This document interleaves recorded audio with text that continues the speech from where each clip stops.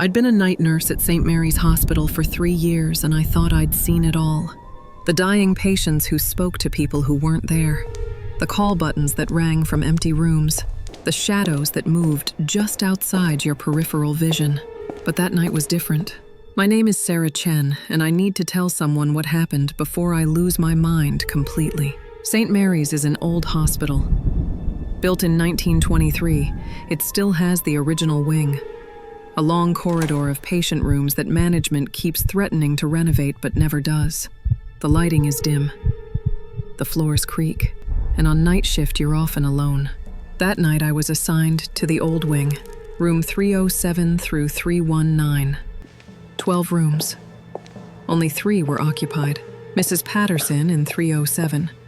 Late-stage dementia, mostly asleep. Mr. Kovac in 312. Post-surgery, sedated. And room 318 was empty. Freshly cleaned, waiting for morning admissions. I did my rounds at 2:30 a.m.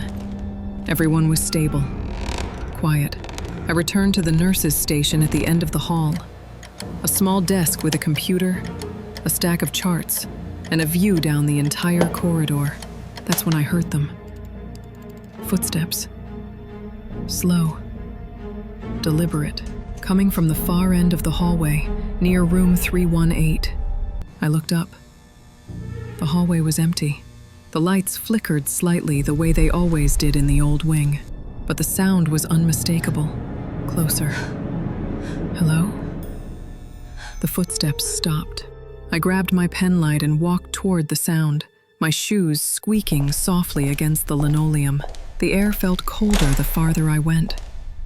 I could see my breath. When I reached room 318, the door was cracked open. I knew I'd closed it during rounds.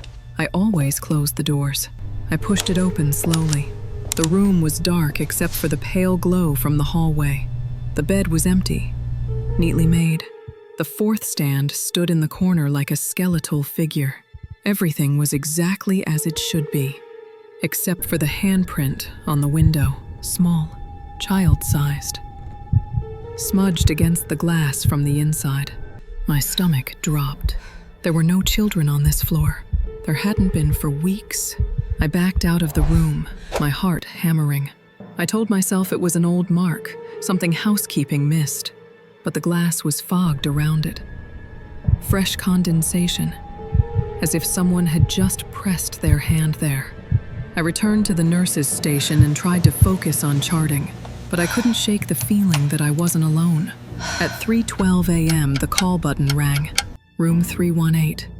I stared at a monitor, the empty room. The light above the door glowing red. I didn't move. The button rang again. Insistent. I picked up the phone and called security. "Hey, it's Sarah on the 4th floor. Can someone come up here? I'm getting a call light from an empty room." "Be there in 5, the guard said. But 5 minutes felt like an eternity. The call button stopped. Then from down the hall I heard it.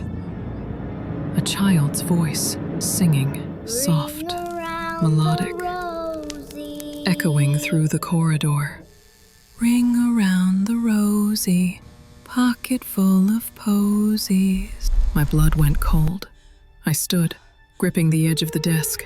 The hallway was still empty, but the voice was getting closer. I couldn't move, couldn't breathe, and then I saw her. A little girl, maybe 6 years old, standing at the far end of the hallway just outside room 318. She wasn't looking at me. She was staring at the floor. "We all fall down." She collapsed. I screamed and ran toward her, my training kicking in. But when I reached the spot where she'd fallen, nothing. No body, no girl. Just the cold, empty hallway. The security guard found me there, on my knees, sobbing. What happened? I couldn't explain. He checked the rooms, reviewed the security footage. There was nothing. But when we returned to room 318, the handprint on the window was gone, and written in the condensation, "Help me." I requested a transfer the next morning. Management approved it without question. They'd heard stories before.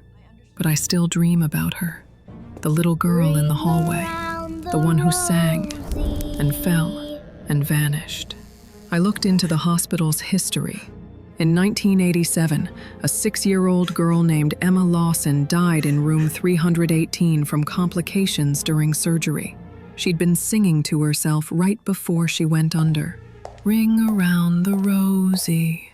I don't work night shifts anymore, but sometimes, late at night, I still hear the footsteps.